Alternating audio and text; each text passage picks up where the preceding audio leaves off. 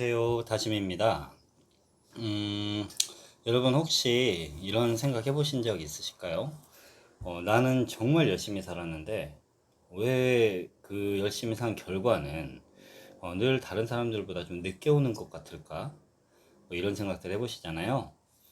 남들보다 더 많이 공부했고 더 오래 준비했고 정말 내가 진심으로 살아왔는데 이상하게도 그 성과가 늘 한 발짝씩 좀 늦게 찾아오는 사람들이 있죠.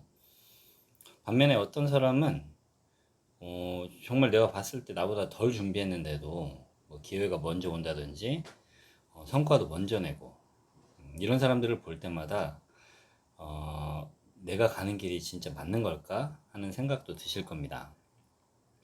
오늘 소개해드릴 사연도 이런 비슷한 이야기인데요.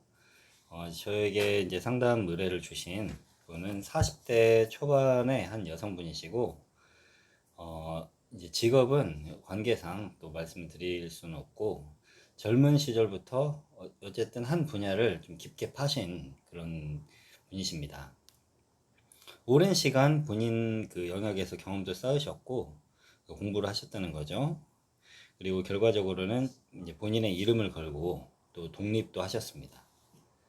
그런데 이제 몇 년 정도 일하시다 보니까 생각보다 현실이 좀 녹록지 않은 그런 것을 느끼셨고, 실력은 분명히 있으신데 또 원하는 만큼 이렇게 일이 잘 이어지지 않고 성과도 기대보다는 좀 늦게 나타나고 잘 나타나지 않고 이런 상황이십니다.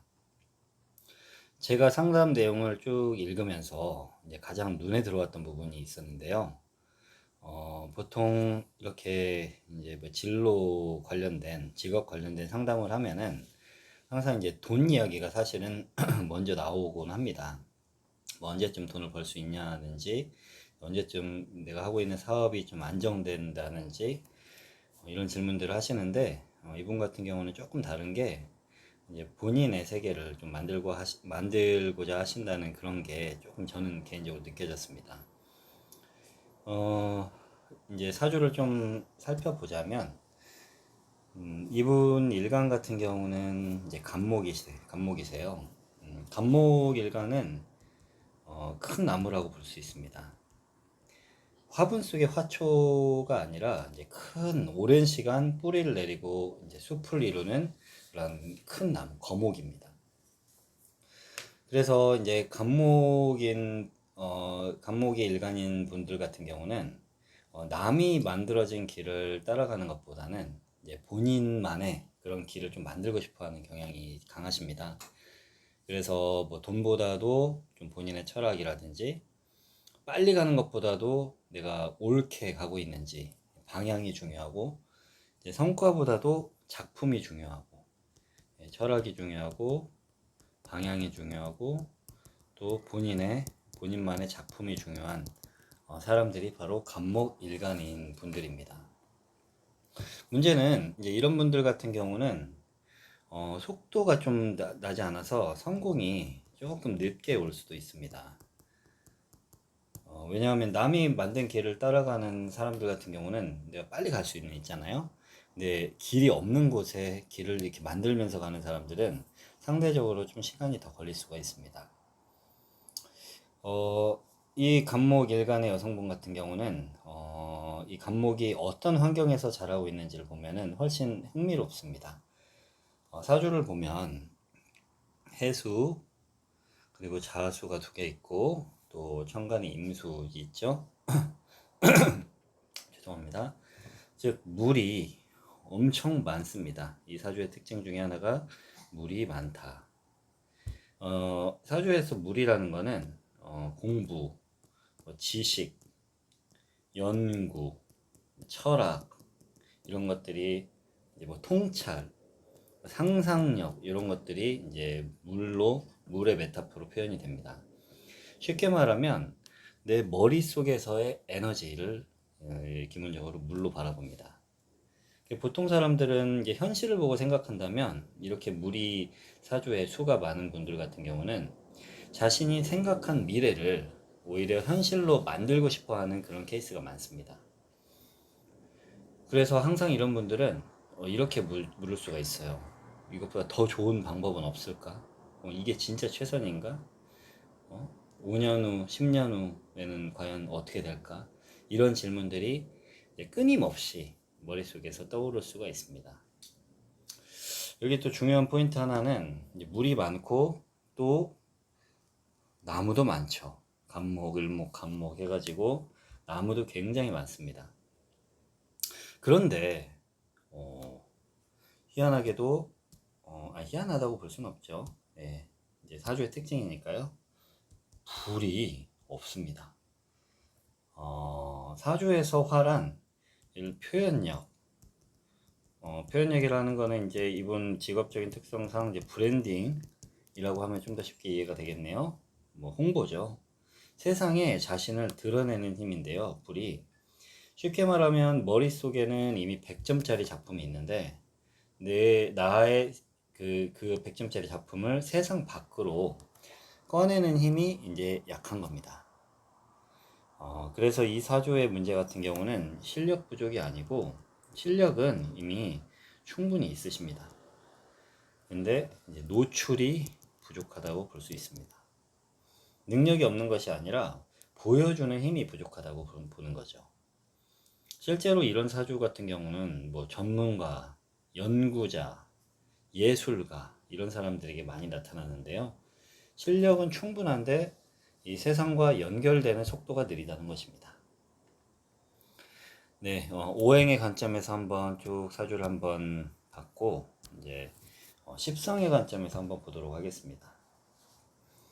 이 사주 같은 경우는 이제 기본적으로 인성, 정인과 편인이 매우 강하죠.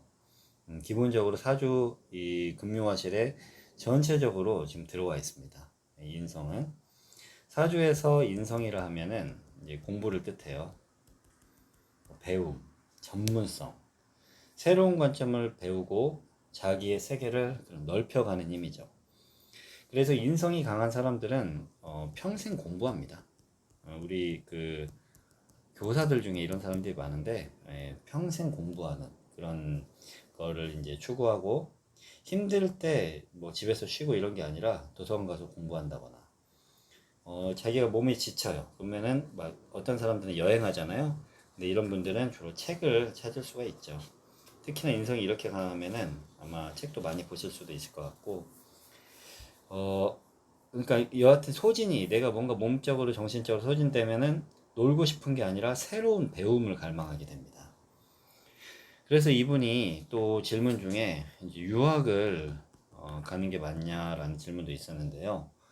당연히 인성이 이렇게 많으면은 새로운 돌파구로 새로운 배움을 이제 유학이라는 그 매개체 이런 과정을 통해서 새로운 배움을 하고 싶어 하는 건 매우 자연스러운 일입니다. 그런데 인성이 이렇게 강하게 되면은 또 역시나 문제점들도 있는데요. 좋은 점도 너무 많고 문제점도 있는데 계속 준비합니다.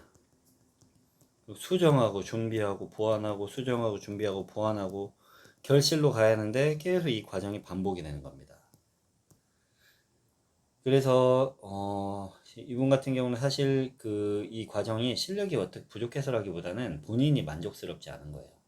그래서 시작이 늦어지고 무언가 결과를 공개하는 게 늦어지고 결과적으로 결과도 늦어집니다. 자, 그리고 또 하나 눈에 띄는 게 있는데 이제 비견과 겁재입니다. 합쳐서 비겁이라고 하는데요. 이 간목과 을목이 나란히 있죠. 이것은 자기 기준이 매우 강하다는 것입니다. 자기 기준이 강해요. 남들이 좋다고 해도 본인이 납득하지 못하면은 절대 움직이지 않을 수가 있습니다. 그래서 이런 분들 같은 경우는 잘 되면은 이제 장인이 되는 거고,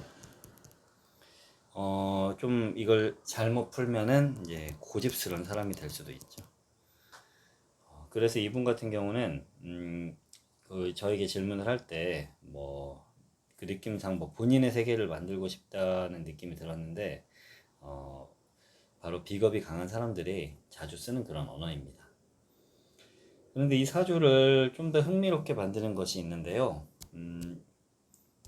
바로 이 신금 편관인데 이제 신금이죠. 오행으로 봤을 때 신금과 이제 자수가 있습니다. 신금, 자수. 이것을 이제 신자합이라고 부르는데요. 많은 분들이 합이 되면은 좋다고 생각하십니다. 원래 신자진 해서 삼합인데, 신자진에서 삼합인데, 이게 이제 수국, 물이 엄청 강해지는 그런 삼합입니다. 물의 성분이. 근데 이제 신자가 들어와 있어도 이 성분이 있다고 생각하는 거예요. 그래서 많은 분들이 이 합이 있으면은 좋다라고만 생각하지만 중요한 건 어떤 에너지가 강화되느냐가 중요합니다. 신금은 간목에게 있어서 편관입니다. 간목에게 있어서 신금은 편관이에요. 잠시만요. 네, 편관. 그리고 편관이라는 거는 기준을 뜻합니다. 왜 안 되네요. 신관이는 기준을 뜻해요. 그래서 편관은 압박, 책임, 사회적 평가 이런 것들이 이제 소위 말해서 편관의 그런 기능입니다. 반면에 자수는 이게 방금 신이 이제 편관이었고요. 자수는 생각입니다. 분석, 아까 그 물의 성분 얘기했죠. 연구. 자, 그러면 이제 어떤 일이 생길까요? 신자 합이 되면은 보통 사람은 압박을 받으면 행동을 합니다. 그런데 이분 같은 경우는 압박을 받으면 공부를 해요. 더 분석하고 더 생각하고. 그러니까 사업이 만약에 힘들어지게 되면 이분이 하시고 있는 사업이 힘들어지게 되면 영업을 먼저 하기보다는 공부를 하려고 합니다. 그러니까 막 내가 몸이 정신적으로 소진이 돼. 그러면은 쉬면 되는데 새로운 것을 배우고 싶어 하고 그러니까 유학 생각이 강해지는 것도 저는 이런 구조 때문으로 이렇게 판단을 합니다. 그래서 저는 이 사주의 가장 큰 약점을 실력 부족이라고 보지 않습니다. 실력은 사실은 충분하다고 보고요. 오히려 과도한 자기만의 내적 검열이 이 사주에 있어서는 좀 약점이라고 보면은 약점이라고 볼 수 있을 것 같습니다. 생각이 너무 깊어요. 기준이 너무 높고. 그래서 머릿속의 완성도가 현실보다 항상 앞서 있습니다. 행동을 해야 하는데 행동보다는 생각이 먼저 움직이는 그런 스타일이죠. 자, 그리고 아까 이제 저한테 이제 유학에 대해서도 좀 물어봤었는데, 네, 유학을 한번 알아보면, 저는 유학 자체는 긍정적으로 봅니다. 유학은 좋다. 좋로자예요. 왜냐하면 이분 같은 경우는 원래 공부를 통해서 살아남는 이제 그런 분이십니다. 다만 이제 중요한 것은 이제 목적인데요.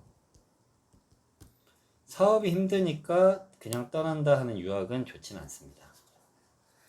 그것은 자칫 잘못하면 도피가 될 수 있어요. 하지만 자기 세계를 더 확장하기 위한 유학이라면 좀 이야기는 달라지고요. 새로운 문화를 배운다거나 새로운 내 관점을 좀 기르기 위해서 또는 그동안 없었던 인맥, 새로운 네트워크를 만들기 위해서 가는 그 유학이다 라고 하면은 이건 이 사주에게는 엄청난 자산이 될 수 있습니다. 다만 시기가 지금 말고, 왜냐면 지금 이 기묘대운은 썩 유학 가기엔 좋지 않고, 그리고 기묘대운의 말렵이잖아요. 그러니까 44세부터 47세 때 이제 경진대운이 들어오거든요. 이때 가면은 이때는 실력을 쌓기 위한 공부가 아니라 이미 가진 실력을 좀 세계와 연결하는 공부가 될 가능성이 높습니다. 자, 유학에 대한 의견은 이렇게 말씀드리고, 이제 배우자에 대해서 한번 보자면, 이분은 이제 여자분이시잖아요. 이렇게 하면 헷갈릴 수 있겠네요. 많은 분들이 이제 그 재성이 약하면 뭐 배우자 운이 약하다고 하는데, 이분 같은 경우 여성분이시니까 여성 사주에서는 배우자를 이제 관성으로 봅니다. 그런데 이 사주에는 이제 정확히 신금 편관이 존재하죠. 즉 배우자운 자체가 없는 사주는 아닙니다. 오히려 특징적인 것은 이 배우자가 이 별이 연, 월, 일, 시주에 있다는 거죠. 시주는 인생 후반입니다.